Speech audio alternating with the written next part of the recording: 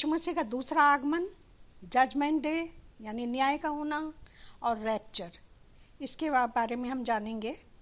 इस वीडियो को देखने से पहले उजाड़ने वाली घृणित वस्तु और महाकलेश का समय के वीडियो ज़रूर देखें। पहले उजाड़ने वाली, फिर महाकलेश का समय, जिससे सब कुछ सही से समझ में आ जाए और किसी गफलत में ना रहें। लेकिन इससे पहले अपने चैनल को सब्सक्राइब कीजिए।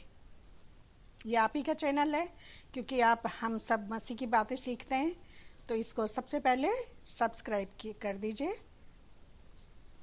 जय मसीह की, प्रेज द लॉर्ड, शालोम। यीशु मसीह का दूसरा आगमन न्याय का दिन होता है, जिस दिन विश्वासियों को जो दुख उठाकर प्रभु के बताए मार्ग पर चलते रहे और जो मसीह यीशु के बताए अनुसार सेविकाएं करते रहे, प्रभु के राज्य को बढ़ाने का कार्य करते रहे, जो दुनियावी जीवन छोड़कर यीशु के साथ क्रूस पर चढ़ गए, वे अपने परिश्रम से और दुखों से छुटकारा पाएंगे, क्योंकि वह दिन उनके पुनरुत्थान का दिन होगा।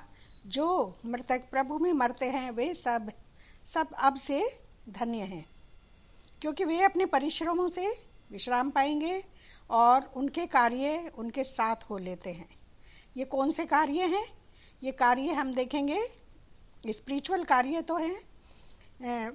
जब हम देखते हैं कि यीशु मसीह मत्ती 25 में कहते हैं कि ए मेरे परमेश्वर के लोगों, तुमने लोगों को भूखों को खाना खिलाया, प्यासों को पानी पिलाया, परदेशियों को ठहराया।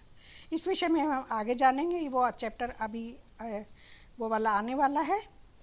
तो अपने वो सब और अपने उनके जो कार्य उनके साथ हो लेते हैं। जब वो मसीह के राज्य में प्रवेश करेंगे तो उनके यही कार्य उनके साथ हो लेते हैं।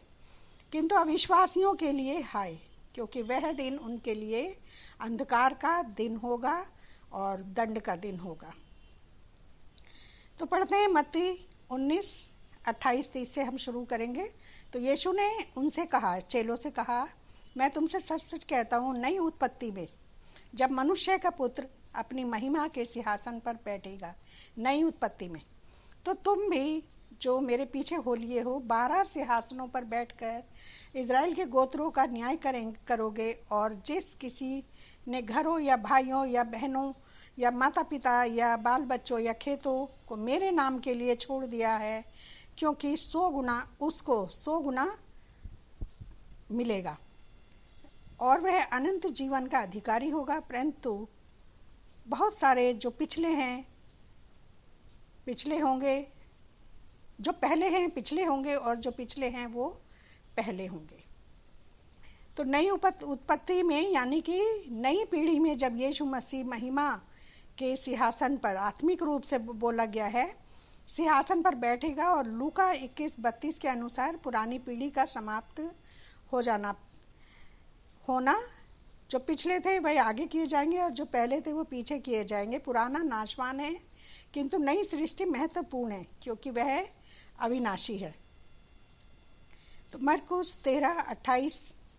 तो यीशु मसीह ने जब सब विपत्तियों को बारे में सब कुछ बताया था, तो उन्होंने कहा था कि अंजीर के पेड़ से यह दृष्टांत सीखो, जब उसकी डाली कोमल हो जाती है और पत्ते निकलने लगते हो, तो तुम जान लेते हो कि ग्रीष्म काल निकट है।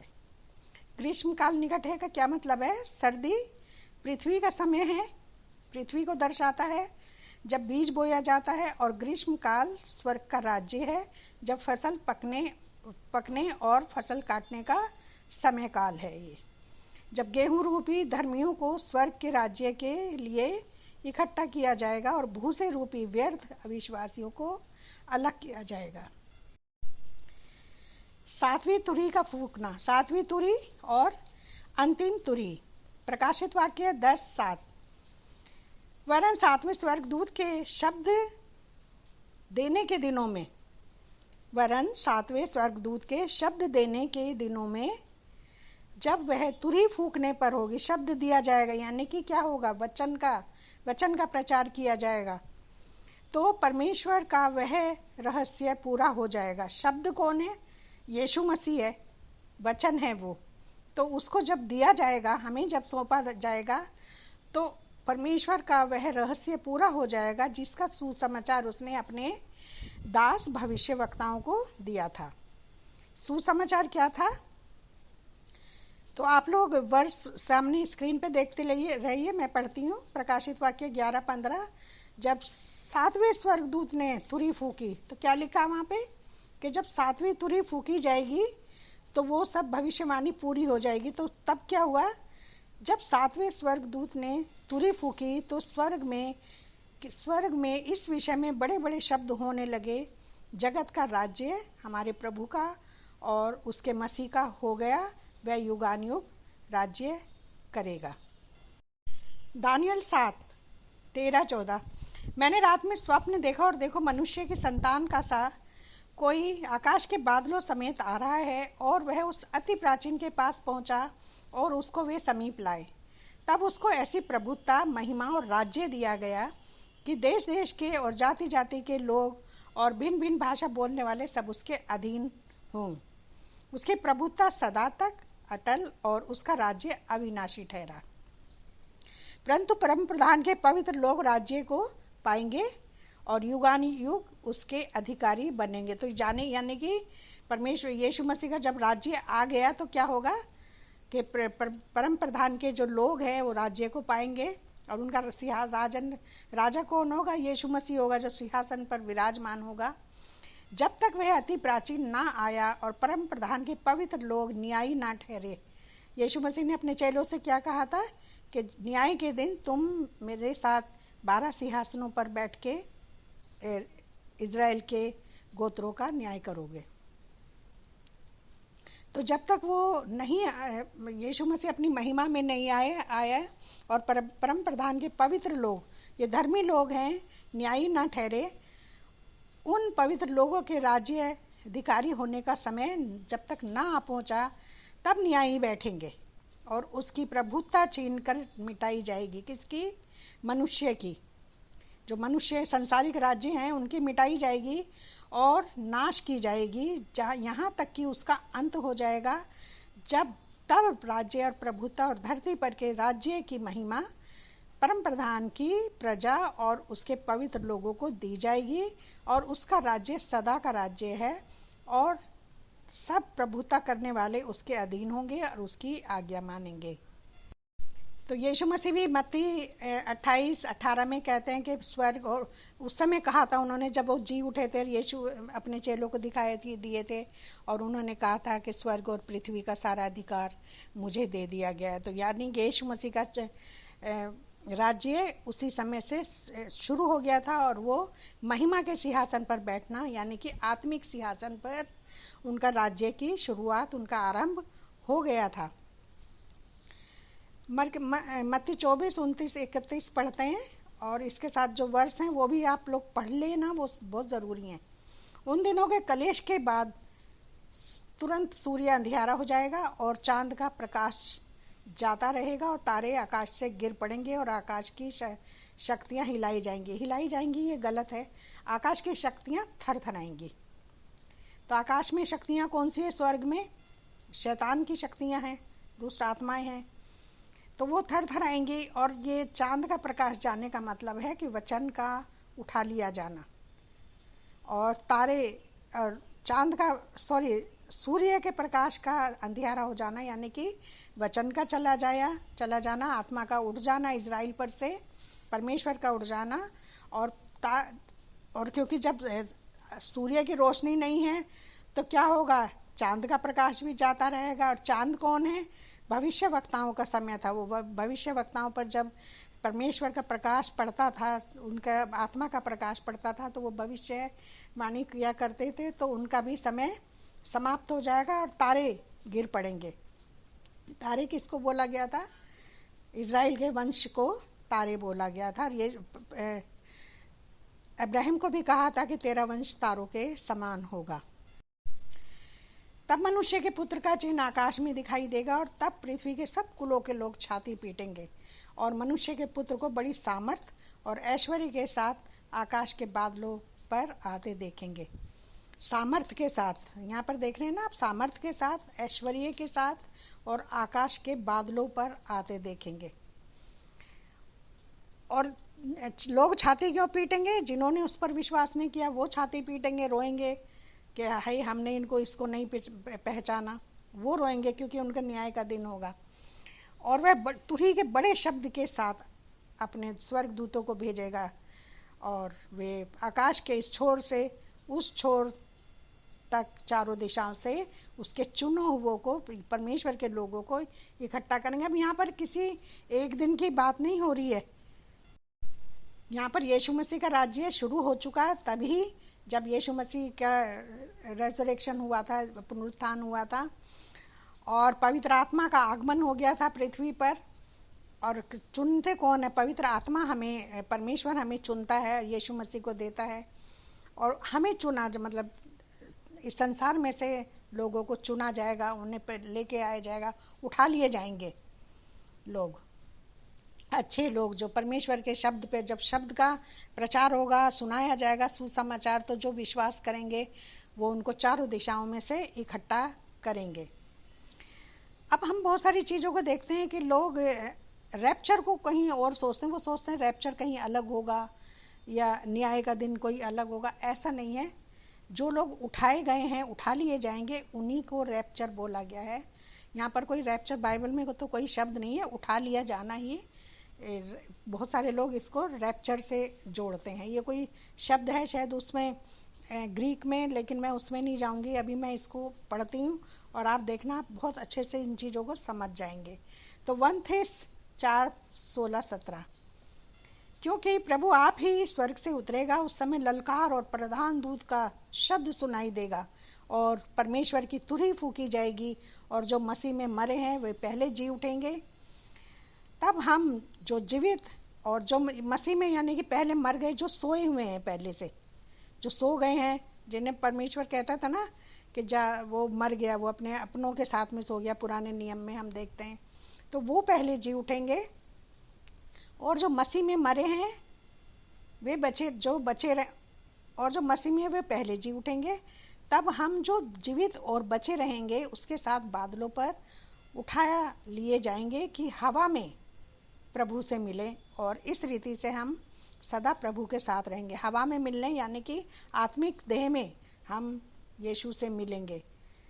बादलों पर उठा लिए जाएंगे, आत्मा में उठा लिए जाएंगे, यानी कि शरीर के साथ नहीं उठाया जाएगा। ये हम आगे अभी देखेंगे। हम लोग बहुत सारे सोचते हैं कि कपड़े तो यहीं छूट गए हैं, बहुत हमने वीडियो देखे हैं, कपड़े यहीं छूट गए हैं और लोग शरीर के साथ ऊपर भाग गए हैं। ऐसा कुछ नहीं होने वाला है। हमें पता भी नहीं लगेगा हमें कब उठा लिया जाएगा।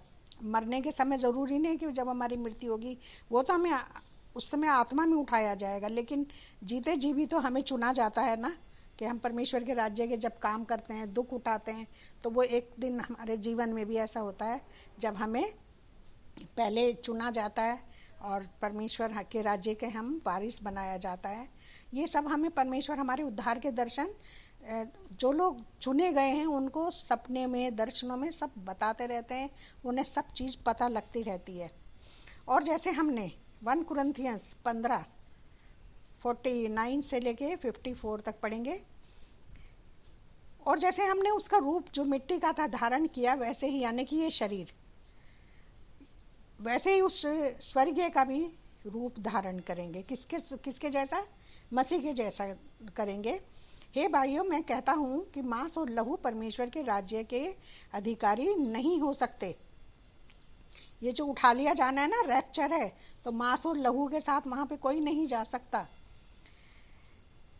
नहीं जा सकते। और ना नाशवान अविनाशी का अधिकारी हो सकता है। जो नाशवान शरीर है ये अविनाशी का अधिकारी नहीं हो सकता। देखो, मैं तुमसे एक भेद की बात कहता हूँ, एक बात बता रहा हूँ। वो कह रहे हैं क्योंकि पौल को सारी चीज़ें पता थी, उनको पवित्र आत्मा ने बहुत कुछ सिखाया था। देखो, मैं तुम्हें अब कह रही भेद की बात बताता हूँ। क्या बता रहे हैं वो देखो,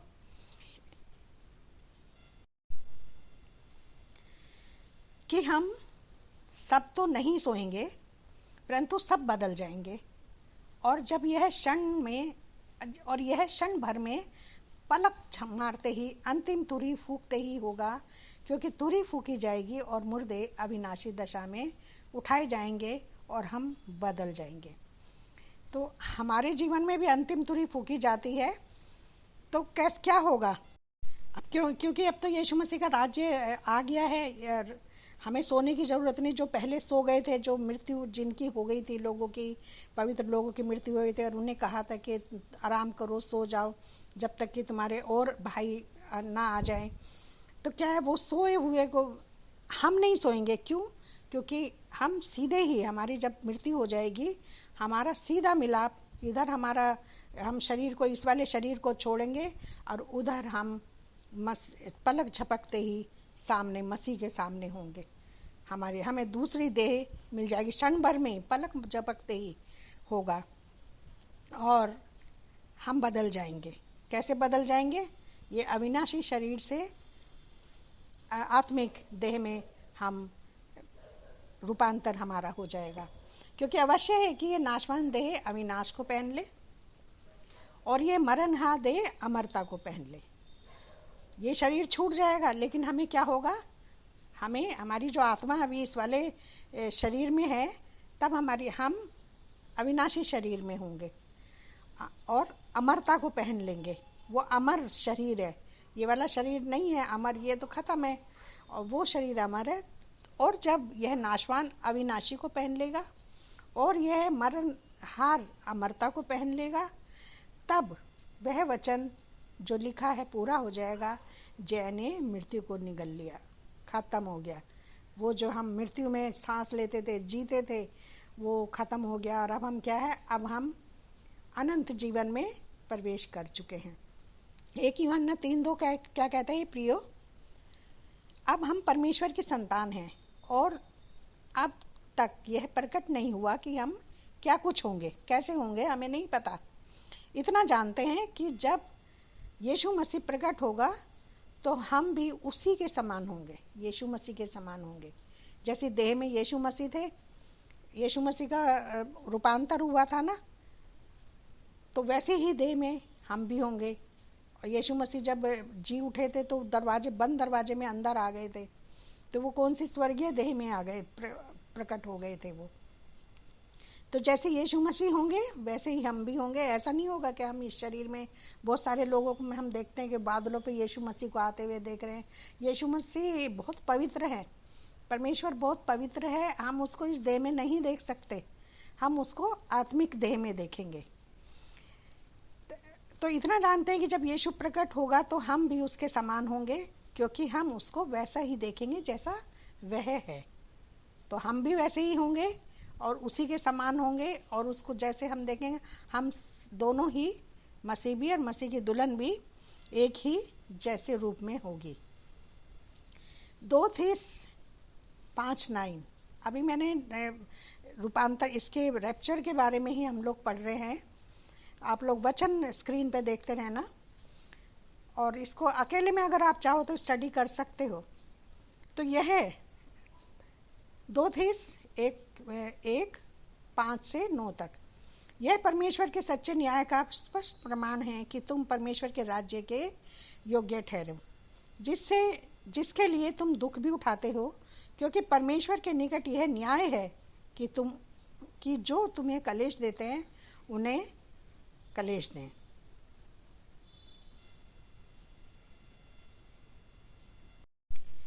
कि जो तुम्हें कलेश देते हैं उन्हें बदले में कलेश दें, और तुम जो कलेश पाते हो हमारे साथ चैन दे। उस समय जबकि प्रभु यीशु अपने सामर्थी दूतों के साथ धधकती हुई आग में स्वर्ग से प्रकट होगा, और जो परमेश्वर को नहीं पहचानते और हमारे प्रभु यीशु के सुसमाचार को नहीं मानते, उनसे बदला लेगा। वे प्रभु के सामने से और उसकी शक्ति के तेज से दूर होकर अनंत विनाश का दंड पाएंगे।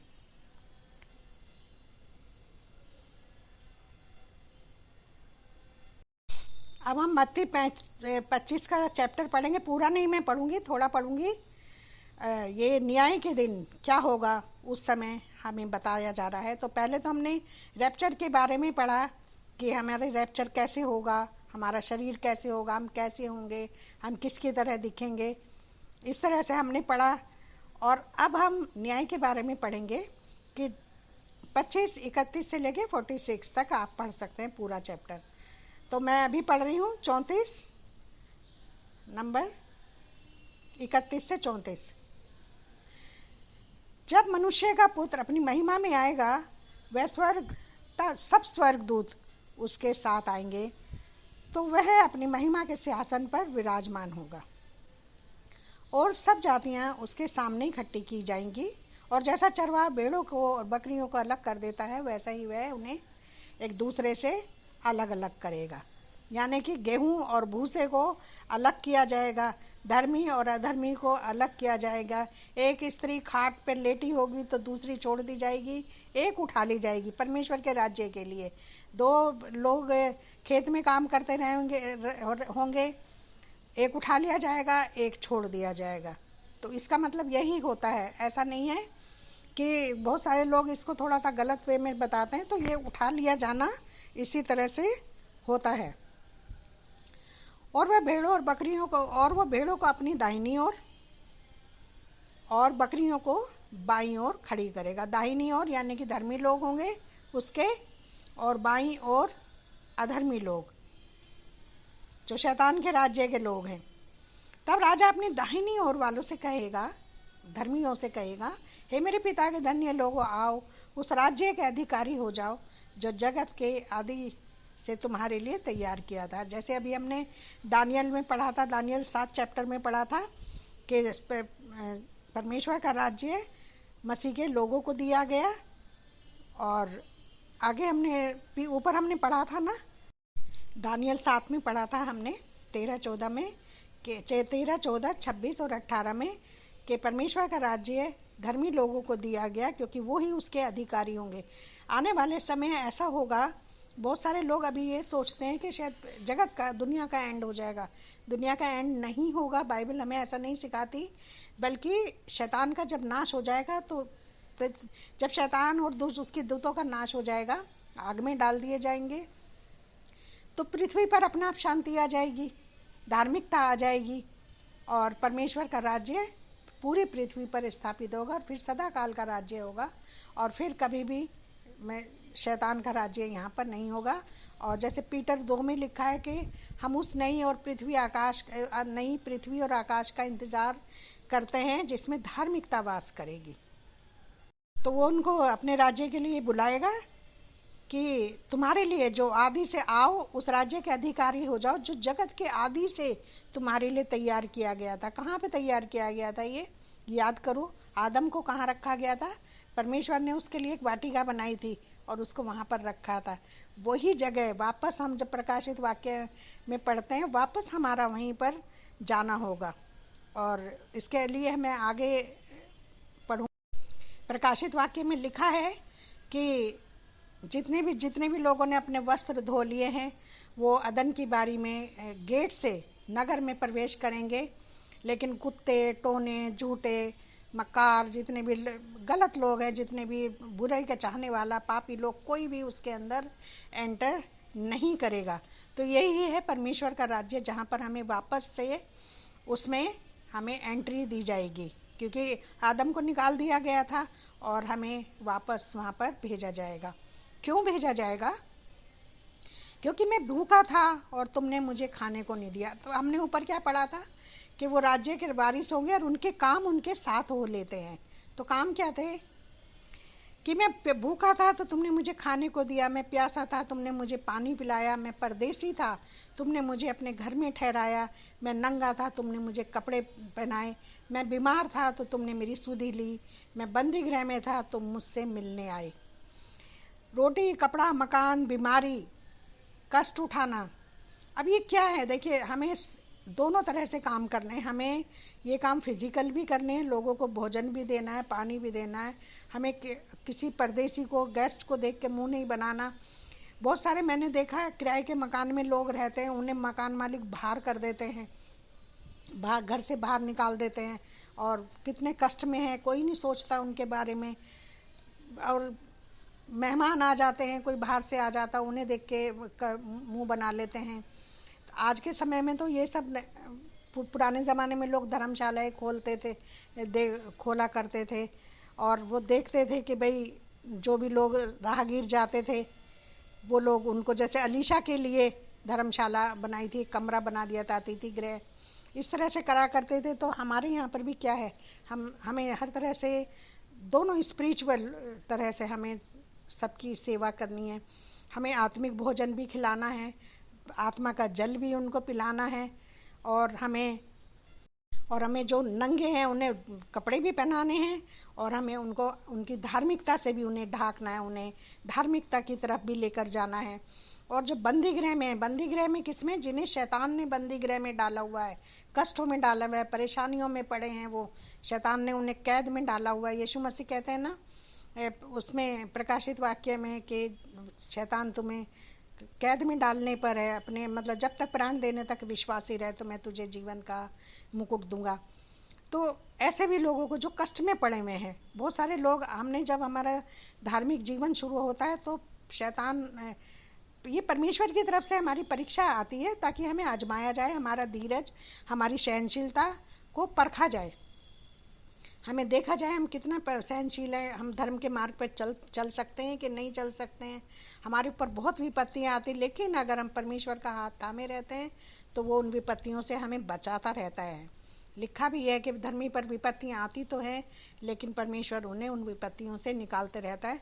तो ये बंदी गृह में डालना भी शैतान ने, वो वाली जेल की बात नहीं हो रही, उस जेल में सब थोड़ी जाएंगे मिलने के लिए, लेकिन उनके घर वालों से मिला जा सकता है। और लेकिन उन लोगों से बंदी गृह में डाले गए जो धार्मिकता के मार्ग में चल रहे हैं, लेकिन अचानक उन पे जो विपत्तियाँ आ पड़ती हैं उन, और शैतान के द्वारा परीक्षा में पड़ जाते हैं, उनको कैद कर लिया जाता है, उनकी सुधि लेनी होगी। तो धर्मी कहेंगे, हे प्रभु हमने ऐसा ही ये सब कब करा? तो कहते हैं, मैं तुमसे सच कहता हूँ कि जब तुमने मेरे इन सब छोटे छोटे भाइयों के लिए भी, जो मतलब गरीब भी थे, कंगाल भी थे, उन सब के साथ किया, वो मेरे साथ किया। क्यों? क्योंकि ये मेरी देह है, मेरी जो धर्मी है, ये मेरा जो चर्च है, ये मेरा ही शरीर है, ये मैं ही हूँ। तब वह बाईं ओर वालों से कहेगा, हे श्रापित लोगों, मेरे सामने से उस अनंत आग में चले जाओ जो शैतान और उसके दूतों के लिए तैयार की गई है। क्यों? क्योंकि तुमने उसी के तो काम करे थे। क्योंकि मैं भूखा था, तुमने मुझे खाने को नहीं दिया, मैं प्यासा था, तुमने मुझे पानी नहीं पिलाया, मैं परदेसी था, तुमने मुझे अपने घर में नहीं ठहराया, मैं नंगा था, तुमने मुझे कपड़े नहीं पहनाए, बीमार और बंदी गृह में था, तुमने मेरी सुधि ना ली। और ये अनंत दंड भोगेंगे, परंतु धर्मी अनंत जीवन में प्रवेश करेंगे। तो चले जाओ उस आग में जहाँ तुमने शैतान के काम किए है, तो शैतान के रूप में के साथ ही उसके आग में तुम्हें भेज दिया जाता है, और लोगों को अनंत जीवन में प्रवेश मिलेगा। वो अदन की बारी में चले जाएंगे वापस, लेकिन वहाँ शैतान अब नहीं होगा। तो हमने देखा है कि परमेश्वर ने जो हमें अनंत, ये जो आगमन है, यीशु मसीह का आगमन उन लोगों के लिए बहुत दुख का, अंधकार का दिन है जिन लोगों ने परमेश्वर के पर विश्वास नहीं किया, यीशु मसीह को नहीं माना।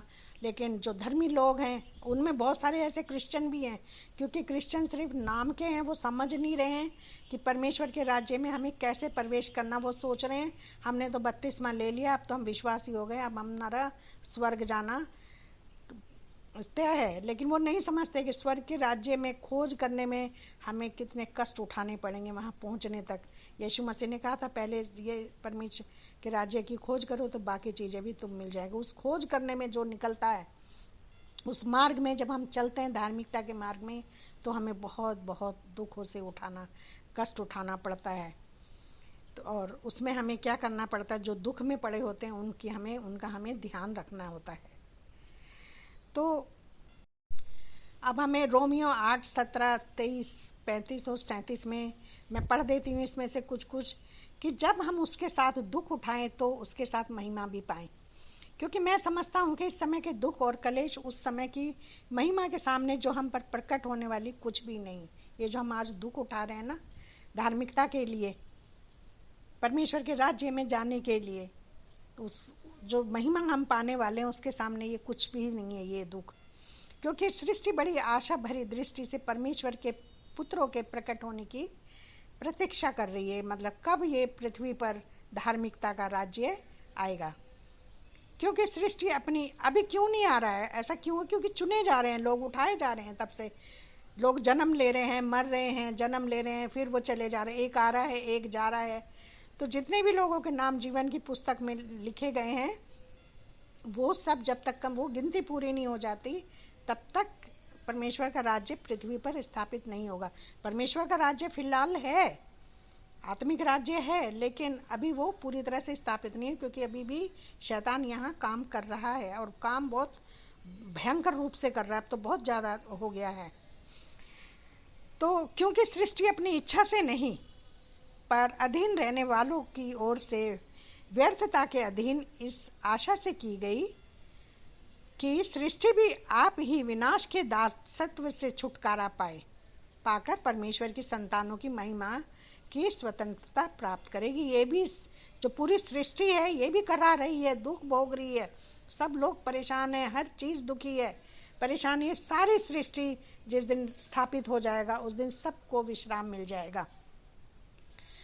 और क्योंकि हम जानते हैं ये सृष्टि भी तो स्वतंत्रता प्राप्त करेगी उनके साथ में। जब हमारा छुटकारा होगा तो सब चीज़ें अपना आप नॉर्मल हो जाएंगी, सब कुछ हो जाएगा। कोई भूकंप नहीं होगा, कोई बाढ़ें नहीं आएंगी, कोई परेशानी, कोई जानवर नहीं काटेगा, कुछ नहीं होगा, सब तरफ शांति होगा। जैसे कि मैं चैप्टर का नंबर भूल रही हूँ, जैसा कि शांति का राज्य जिसे कहते हैं परमेश्वर आएगा, यशाया की चैप्टर में लिखा हुआ है। नंबर मैं भी भूल रही हूँ कि शांति का राज्य कैसे स्थापित होगा। जब भेड़ और मेमना और शेर एक ही साथ भूसा खाएंगे, और छोटा खेलता हुआ बच्चा जब सांप को भी पकड़ लेगा, उसके बिल में भी हाथ डाल देगा, कोई किसी को नुकसान नहीं पहुंचाएगा। वो ऐसा राज्य होगा। क्योंकि हम जानते हैं कि सारी सृष्टि अब तक मिलकर कराहती और पीड़ाओं में पड़ी तड़पती है। और केवल वही नहीं, हम पर भी जिनके पास आत्मा का पहला फल है, आप ही अपने में कराहते हैं और लेप पालक होने की, यानी कि गोद लिए जाने की, अर्थात अपने देह के छुटकारे की प्रतीक्षा करते हैं कि इस देह से हमें कब छुटकारा मिलेगा। कौन हमको मसीह के प्रेम से अलग करेगा? क्या कलेश, क्या संकट, या उपद्रव, या अकाल, या नंगाई, जोखिम, या तलवार? जैसा लिखा है कि हम तेरे लिए दिन भर मार डाले जाते हैं, हम वध होने वाली भेड़ों के समान गिने गए हैं। परंतु हम इन बातों में हम उसके द्वारा जिसने हमसे प्रेम किया विजेता से भी बढ़कर हैं। ये दुख, ये कष्ट, ये मुसीबत हम इतना प्रेम करते हैं उससे कि हमें ये सब उससे अलग नहीं कर सकते। ये सब चीज़ें चाहे कुछ भी हो, हम भेड़ों के समान गिने गए हैं। मतलब हमें देखो कितना दुख पहुंचाया जाता है क्रिश्चियंस के ऊपर, कितनी वो दुख, उन्हें काट डाला जाता है, मारे जाते हैं, पीटे जाते हैं, अकाल, भूखे, उन्हें कोई खाना भी नहीं देता, प्रचार करने निकलते हैं, पानी भी नहीं कोई पिलाता। जबकि यीशु मसीह ने कहा अगर कोई मेरे लोगों को एक कटोरा पानी भी पिला देगा तो वो परमेश्वर, मैं उसका भी प्रतिफल उसको दूंगा। तो कोई नहीं करता है, सब करा रहे हैं। लेकिन वो कहते हैं कि हमसे बढ़कर, जिसने हमसे बढ़कर प्रेम किया, परंतु हम उन सब बातों में हम उसके द्वारा जिसने हमसे प्रेम किया विजेता से भी बढ़कर हैं। हम विजेता यानी कि मृत्यु पे जय पाने वाले। तो चेतावनी क्या है, हमें किन बातों का ध्यान रखना चाहिए? अंत में थोड़ा सा बता देती हूँ कि यीशु मसीह ने क्या कहा था। भला मनुष्य मन के भंडार से भली बातें निकालते हैं और बुरा मनुष्य बुरे भंडार से बुरी बातें निकालता है। और मैं तुमसे कहता हूँ कि जो जो निकम्मी बातें मनुष्य करेंगे, न्याय के दिन हर एक बात का लेखा देंगे। ये जो दोष लगाते हैं ना लोग दूसरों पे, इसके बारे में भी ये सब लिखा गया है। मैंने वो वचन लिखना भूल गई इसमें, लेकिन उनको भी कहा है कि सबको अपना लेखा देंगे, क्योंकि तू अपनी बातों के कारण निर्दोष और अपनी ही बातों के कारण दोषी ठहराया जाएगा। और 1 यूहन्ना 1:2-28 में लिखा है, आते हैं बालकों, उसमें बने रहो कि जब वह प्रकट हो तो हमें साहस हो और हम उसके आने पर उसके सामने लज्जित ना हो। लूका 21:34-36 कहता है, इसलिए सावधान रहो, ऐसा ना हो कि तुम्हारे मन खुमार, मतवालेपन और इस जीवन की चिंताओं में सुस्त हो जाए और वह दिन तुम पर फंदे के समान अचानक आ पड़े। इसलिए जागते रहो, यानी कि तुम्हारे आत्मा के दिए जलते रहें और हर समय प्रार्थना करते रहो कि हर बुराई से, हर दुख से, हर परीक्षाओं से बचे रहो, कि तुम इन सब बात आने वाली घटनाओं और बचने और मनुष्य के पुत्र के सामने खड़े होने के योग्य बनो। तो हमें परमेश्वर के राज्य के लिए जब अधिकारी होना है अगर उसका, तो हमें बहुत ही विनम्रता, धार्मिकता से अपने जीवन को गुजारना पड़ेगा। परमेश्वर के राज्य में प्रवेश करना इतना आसान नहीं है जितना लोग समझ रहे हैं। बहुत दुख उठाने पड़ते हैं उसके लिए, बहुत परीक्षाएं देनी पड़ती हैं, परीक्षाओं से गुजरना पड़ता है। इसलिए जब बपतिस्मा हम लेते हैं तो बपतिस्मे के साथ आत्मा को भी लेते हैं, और बिना आत्मा के बपतिस्मा हमारा उधार का माना जाता है, और उधार वापस ले लिया जाता है, लेकिन जो उपहार वरदान हमें पवित्र आत्मा का मिलता है, वरदान कभी भी जो गिफ्ट होता है वो वापस नहीं मांगा जाता। इसलिए परमेश्वर से पश्चाताप करो, पवित्र आत्मा को मांगो कि हमें वो जीना सिखाए, अच्छा हमें धर्मी बनाए, ताकि हम यीशु मसीह के सामने खड़े होने के योग्य बने और हमारा भी रैप्चर हो, जैसे कि इन वचनों में हमें बताया, और हम भी यीशु मसीह के जैसे वहाँ पर स्वर्ग में उससे मिलें, बादलों में हमारी उससे मुलाकात हो। आमीन।